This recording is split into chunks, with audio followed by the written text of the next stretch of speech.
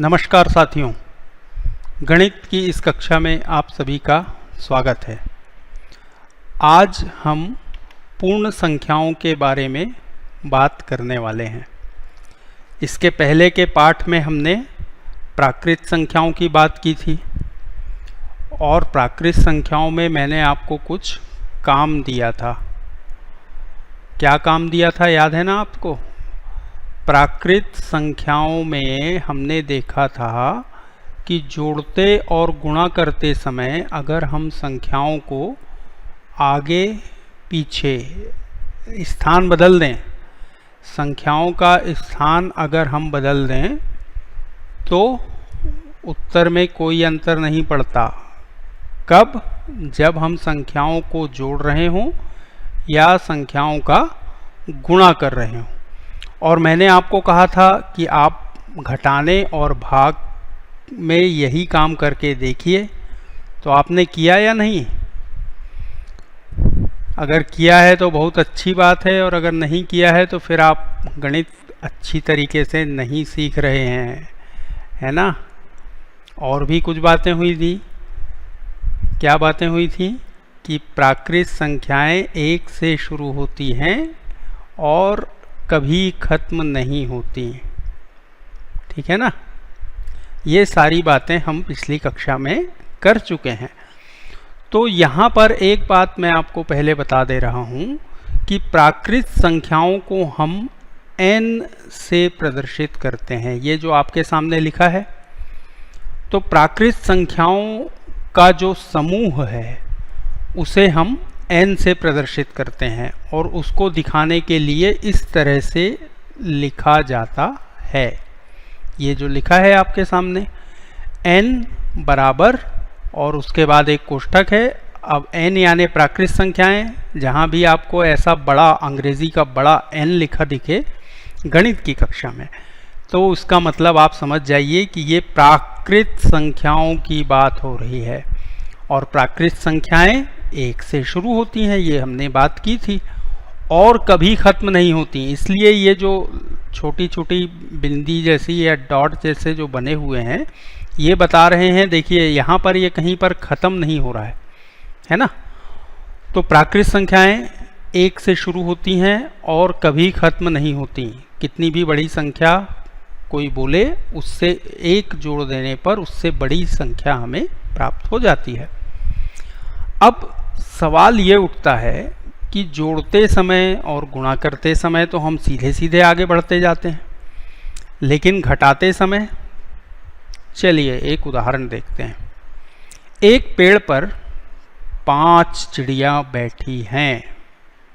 बस पेड़ पर सिर्फ 5 चिड़िया।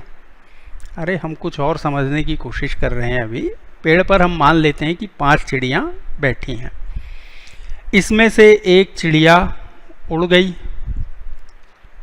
गणित की भाषा में इसे ऐसा ही लिखा जाएगा ना, 5 ऋण 1।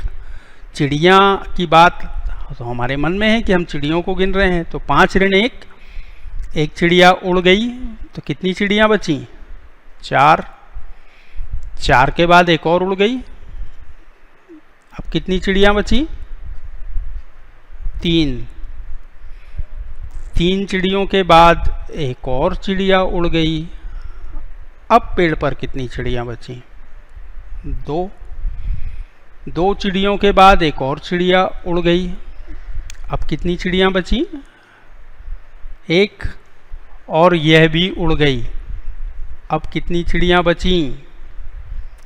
बताइए, बताइए। एक भी नहीं, है ना? एक भी चिड़िया नहीं बची, कोई चिड़िया नहीं बची।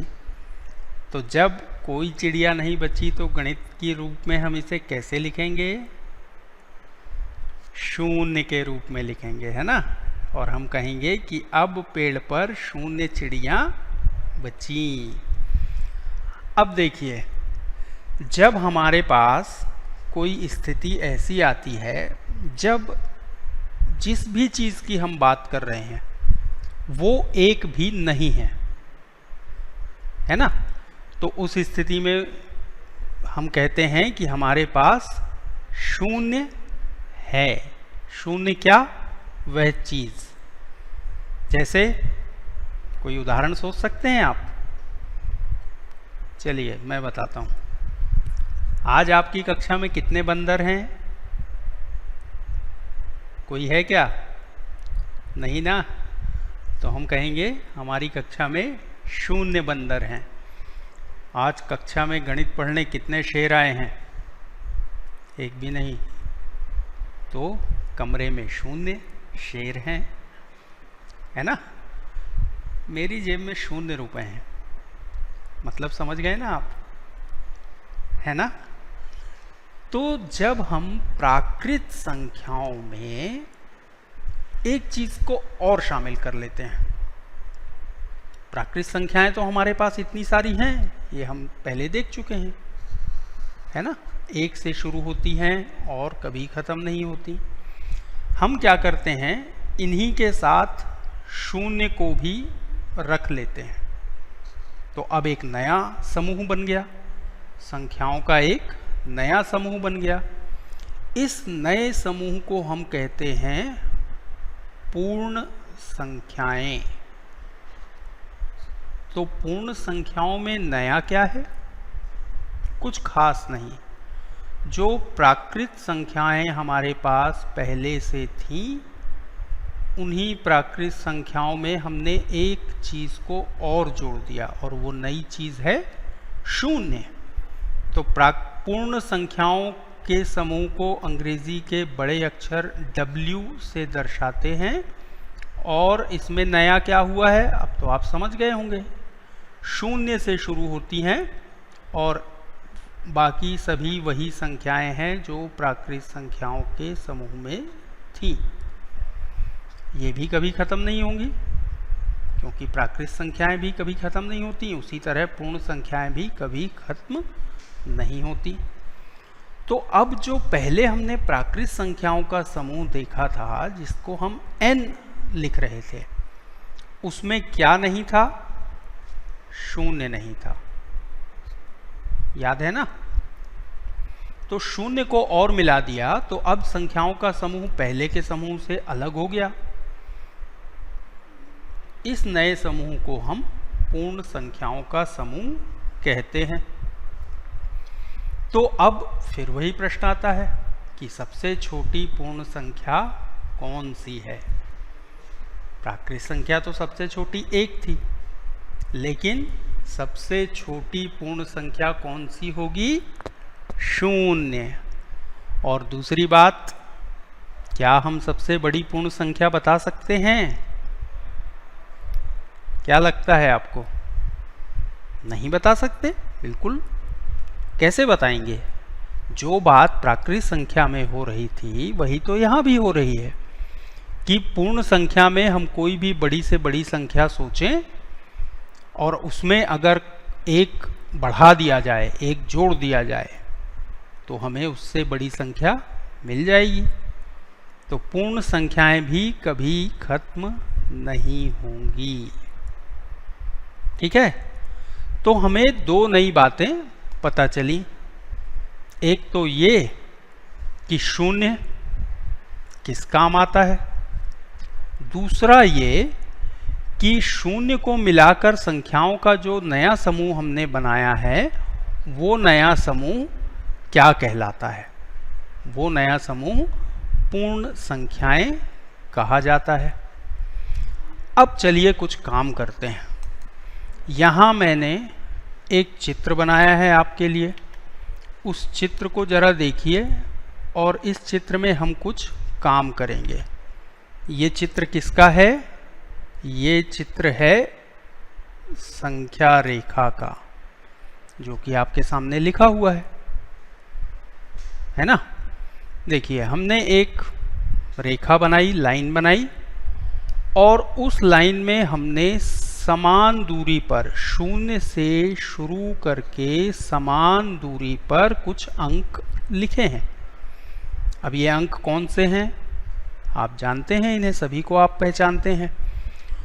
शून्य से शुरू हुआ, सबसे बाईं तरफ सबसे किनारे में, रेखा के सबसे किनारे में लिखा हुआ है शून्य। इसके बाद 1 2 3 4, तो ये क्रम तो आपको दिख रहा है, इसको मैं क्यों बताऊं। अब इस समूह में जो खास बात है वो ये है, इस रेखा में जो अंक लिखे हुए हैं उनमें एक बात का ध्यान रखना जरूरी है कि ये जो दूरी है, 0 से 1 के बीच की दूरी, 1 से 2 के बीच की दूरी, 2 से 3 के बीच की दूरी, 3 से 4 के बीच की दूरी, ये सभी दूरियां बराबर हैं, है ना। ऐसा क्यों? क्योंकि दो लगातार संख्याओं के बीच का अंतर कितना है? हमेशा 1। आप 2 से 1 घटाइए, आपको 1 मिलेगा। 3 से 2 घटाइए, 1 मिलेगा। 4 से 3 घटाइए, 1 मिलेगा। 5 से 4 घटाइए, 1 मिलेगा। तो जो दो लगातार संख्याओं का अंतर है वो हमेशा 1 है। इसी बात को ध्यान में रखते हुए हम रेखा में दो लगातार संख्याओं के बीच की जो दूरी होती है उसे हम समान रखते हैं। तो ऐसी जो रेखा होती है जिस पर संख्याओं को दर्शाया जाता है उसे हम संख्या रेखा कहते हैं। ठीक है ना, बात समझ में आ गई? कोई बहुत बड़ी बात थोड़ी है, छोटी सी बात है, आपको याद रखनी है, लेकिन इस बात का उपयोग आगे भी होगा।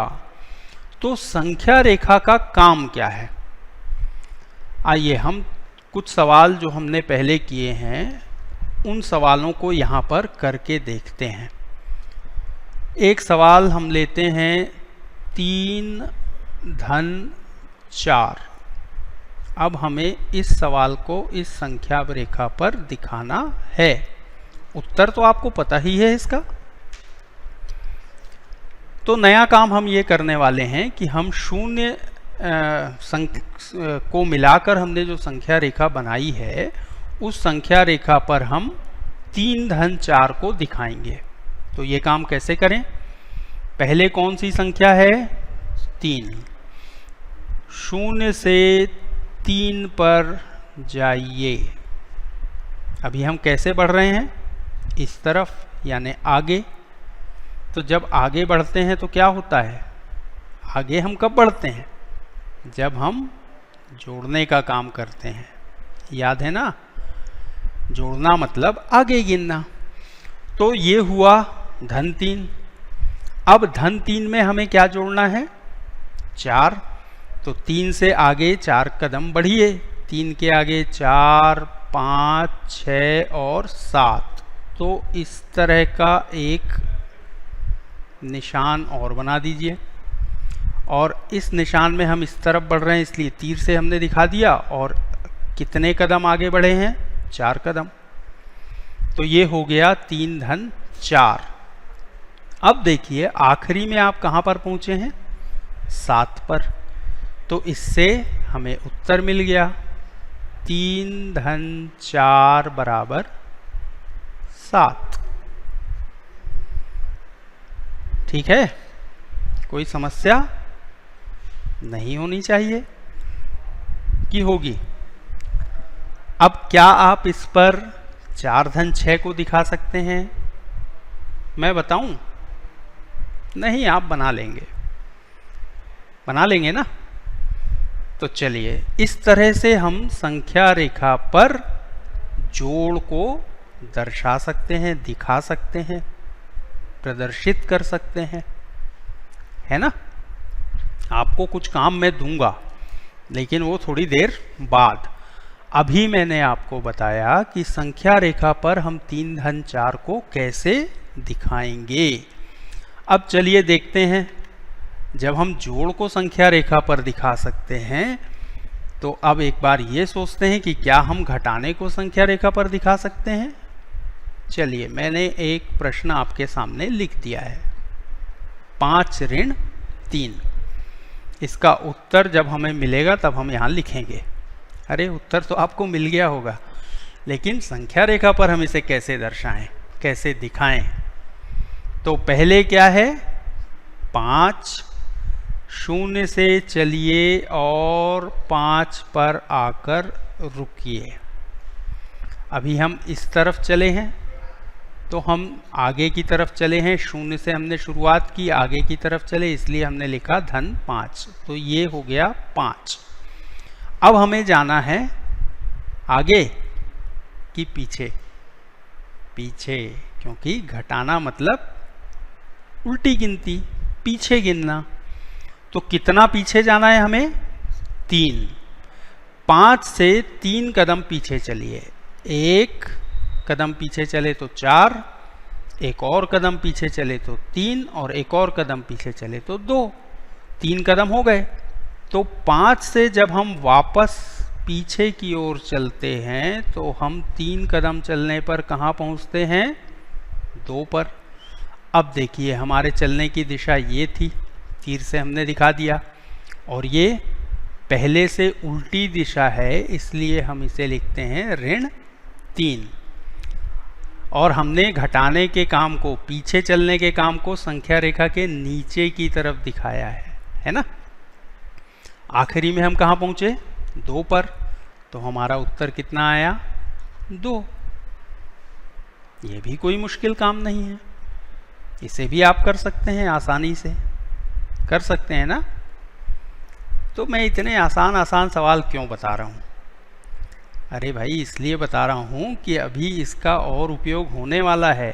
अभी तो आसान सवाल हैं, बाद में जब कठिन सवाल आएंगे तब पता चलेगा। एक और संख्या रेखा आ गई, तो अब क्या होने वाला है आपको समझ में आ गया होगा। अब हम संख्या रेखा पर गुणा को दिखाएंगे। चलिए गुणा को कैसे दिखाएं, ये रहा प्रश्न। पहाड़ा पढ़ के इसका उत्तर तो कोई भी बता सकता है, आप लोग तो बहुत होशियार हैं। लेकिन संख्या रेखा पर इसे कैसे दर्शाएं?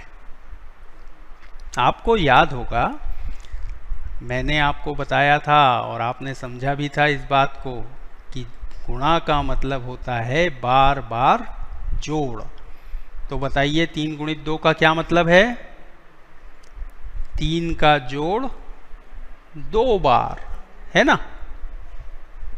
तो अब और कुछ बताने को बचा? 3 गुणित 2 को दिखाने के लिए हम 3 धन 3 को दिखा देते हैं। तो पहले हम गए 3 पर, ये हुआ धन 3, और हम इस दिशा में आए हैं इसलिए तीर का निशान। फिर एक बार 3 कदम आगे गए, इस दिशा में गए हैं इसलिए तीर का निशान, और ये हुआ धन 3। अब हमें 2 ही बार तो जोड़ना था ना, तो आखिरी में हम कहाँ पर पहुँचे? 6 पर। तो 3 गुणित 2 का उत्तर कितना हुआ? ये जो काम मैंने मिटा दिया। क्यों मिटा दिया? क्योंकि अब इस काम को हमें मन में करना है और चित्र में दिखाना है ना। तो 3 गुणित 2 बराबर 6 हमें मिला। तो इस तरह से हम गुणा को भी संख्या रेखा पर दिखा सकते हैं। अब सोचते हैं, एक ही चीज़ तो बची है, भाग। भाग को कैसे दर्शाएं? भाग थोड़ा कठिन लगता है ना। अरे नहीं, कोई कठिन नहीं है। 6 भागित 2, क्या कठिन है इसमें? 6 भागित 2, किसको ये कठिन लग रहा है? जिसको 2 का पहाड़ा याद नहीं होगा उसको कठिन लगेगा, है ना। तो कैसे करें? अभी तो आपको मैंने गुणा में कुछ बात बताई है, तो यहाँ पर आपको याद आना चाहिए कि भाग का मतलब है बार बार घटाना। तो 6 से हम 2 को कितनी बार घटा सकते हैं ये हमें देखना है। इस काम को हमने पहले ऐसे किया था, याद है? हाँ, आप लोगों को सब बातें याद रहती हैं, बहुत अच्छी बात है। तो 6 से 2 को कितनी बार घटा सकते हैं, ये तो हमें उत्तर मिल गया। 1 बार, 2 बार, 3 बार। लेकिन संख्या रेखा में कैसे दर्शाएं? तो मैंने अभी तो घटाने का तरीका आपको बताया ना, संख्या रेखा पर कैसे घटाते हैं। बस घटाइए वैसे ही। पहले आइए 6 पर, यहाँ से हम चले और सीधे आ गए 6 पर। अब ये हो गया धन 6। इसके बाद हमें 2 घटाना है और घटाने को हम नीचे दिखाते हैं। तो 6 से हमने एक बार 2 घटाया, इस तरफ गए, इसीलिए ऋण 2 एक बार हुआ। एक बार और गए,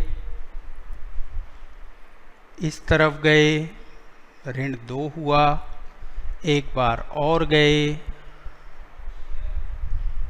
ये भी ऋण 2 हुआ। कितनी बार घटाया? 3 बार। तो उत्तर आया 3।